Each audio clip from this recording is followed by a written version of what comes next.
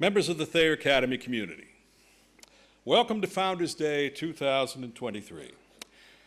This is a day annually set aside to reflect upon our history and our traditions, how our past has brought us to our present, and especially how our present might lead us to our future. In its early years, this day would have occurred in June after graduation to honor our founder, General Sylvanus Thayer, on the anniversary of his birth. We presently designate a day in February and have it coincide with a day of giving, which is tomorrow, to help ensure that the General's Academy, now over 140 years old, will continue to grow. And this is my favorite part, it is a day to tell stories, albeit secondhand ones, despite how old some of you may think I am. I only know mostly what I have discovered and read in the archives and have not witnessed much of the history that is to be recorded there. The Wentworth Archives is presently located on the third floor of the Glover Building. It's named for Mrs. Lillian Wentworth, its founder, and contains much of what survives from our past. The archives collection itself is an eclectic one, ranging from photographs to films to rare books that were once the possessions of esteemed former faculty, many pieces of artwork not presently hung, all of which have been gathered and cared for as I follow the guidelines laid down by the patron saints of the archivist, Saints Preserve Us and Keep Us, which is a little lame archives humor. It gets lonely over there. A very significant part of our collection is devoted to published and unpublished written works by Academy students, who from the very earliest days of the school down to the present have distinguished themselves in writing poetry, fiction, essays, and in journalism. The ability to express oneself in written form was important to both General Thayer and Judge French, the Academy's two most significant founders, as seen in the original prospectus of the Academy and its early curriculum, which included grammar and rhetoric as separate courses. Two of the original three faculty hired, Headmaster Jotham B. Sewell and the Venerable Anna Boynton Thompson, were assigned to teach the subject. Ms. Thompson continued to do so for more than 40 years, demanding that the students be well prepared for class each day and that their work be logical, not a hodgepodge of unassimilated, unrelated facts. The annual celebrations of Founders Day and Senior Day, which we would call graduation, featured students reading their work as part of the program. Students contributed weekly articles to the Braintree Observer, which allowed the community at large to keep up with what was going on at the Academy. And in 1891, Thayer Academy students began publishing the Academe, the school's first news magazine, which was welcomed by the Observer's publisher, who expressed his paper's delight at being not so lonely in Braintree, now that there was another paper in town.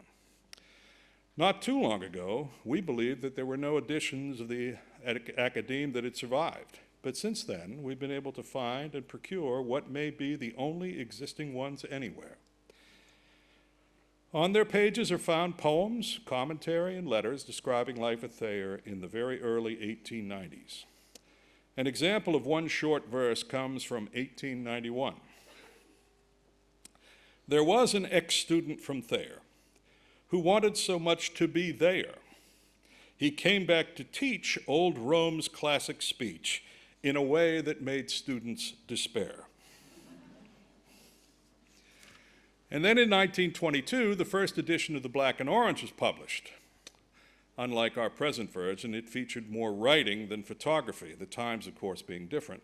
Until 1954, the yearbook featured a section devoted to prize-winning stories, essays, and poems written by students, such as this one, written by a junior girl in 1942. Eyelids drooping, shoulders stooping, footsteps lagging, book bags dragging, weary eyes peering, minds just clearing, teachers droning, students groaning. It's Monday morning.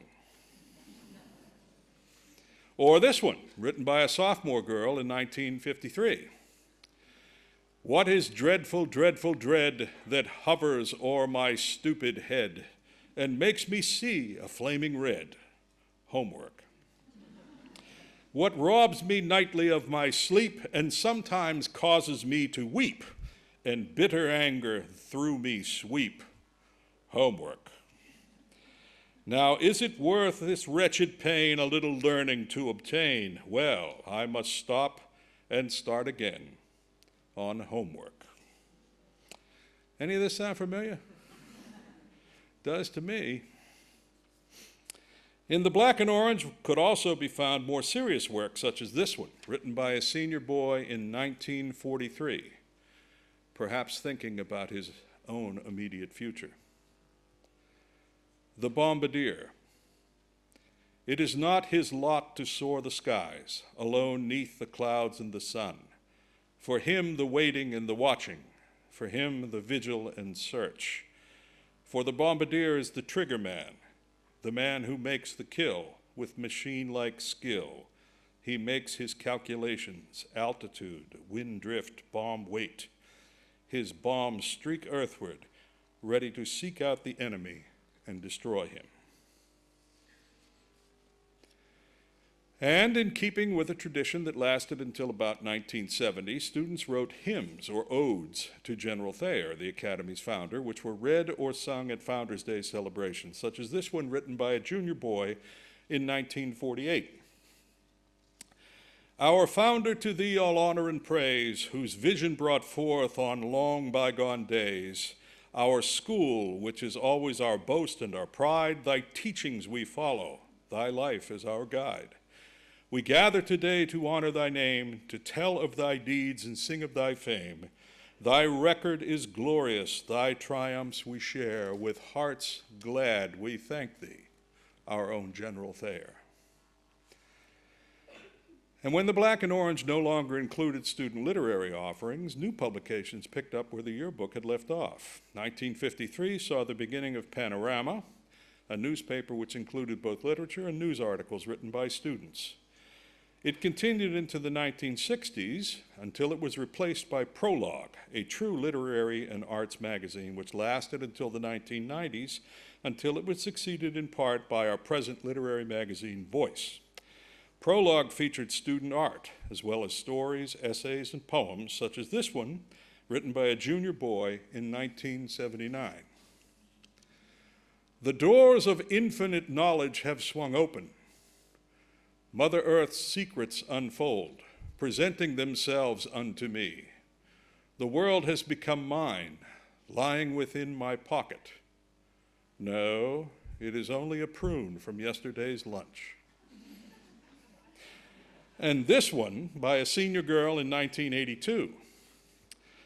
I wrote poems like onions with paper-thin words and layers of meaning, while the others plugged in equations and copied their essays. So now I have no excuses. The 1960s, of course, were lively years in America, and out of the Academy's share of that tumult, there emerged another publication in 1968. Founded by students who were dissatisfied and felt that their voices were not being heard by either the administration or especially the student council, the Diatribe's first issue appeared in the fall of that year. Over the course of the next 6 years, its articles covered national and international affairs, including the presidential elections of 1968 and 1972, the Vietnam War, and war in the Middle East. Lively debates ensued in print over such proposals as requiring the student council to open its meetings to the public, or abolishing the dress code, such as this excerpt from an article written in 1969, when boys wore coats and ties every day. Quote, "You can put a coat and tie on a gorilla, but it won't make him civilized. Putting a coat and tie on a student won't make him a gentleman either. It takes far more than clothes to make the man, and fostering an image is deceptive and unnecessary. Let's let students express their true selves by choosing their own apparel." Greg Bestick, 1969. In 1974, the Diatribe was replaced by the Tiger's Eye, a true newspaper with photos and advertisements printed on newsprint. Like its predecessor, its pages featured articles about issues of concern to the school, especially the student body, as well as national and international issues. In 1977, Daniel Levinson took over as faculty advisor, and under his leadership, the paper won many awards. A typical issue would include student photography and cartoon drawings, and commentary on school issues such as parking, college counseling, and asbestos removal. This particular issue included an article on Joe Biden's first campaign for president in 1987, when he was accused of plagiarism, and a page of suggestions from students and faculty on creating the perfect school. And these included, from a freshman, longer breaks and a new lunch hall. From a sophomore, teachers should give more extra help. From a member of the faculty, make the school year a little longer so I can finish my course. And from another freshman, absolutely no homeworks on Fridays. And from a junior, change the dress code. Prologue and Tiger's Eye combined to form Voice, which published its first issue in 1997, carrying on the Academy's great tradition of student writing. Its issues feature the same high quality of artwork, rich and thoughtful stories, journalism which both informs us and challenges us to examine more closely daily life and institutions both on campus and in the world at large, and a great deal of humor throughout. This tradition itself is one of our best and represents what is definitely the most interesting legacy of all those who have come before. As a historian, I recognize the value of this legacy regarding what it says about daily life at the Academy at any given moment. And as an archivist, I enjoy this part of the collection more than any other. Thank you.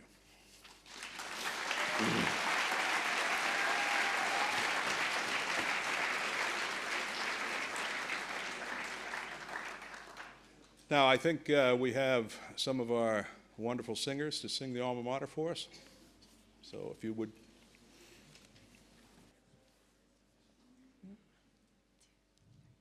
We rise, alma mater, in homage to thee, once again our love to proclaim.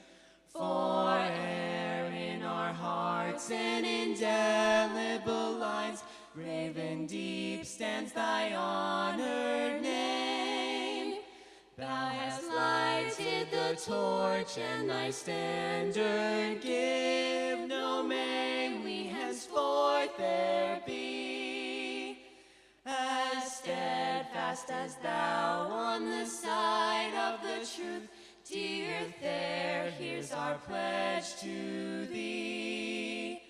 We pledge our devotion, we measure our lives, alma mater, by thy standard shore, that honor may bless both thy children and thee, and thy name through the years endure. Thy tower rises high with its clear-toned bell, in memories will ever be a beacon that pointed the way for our youth. Dear there, here's our love to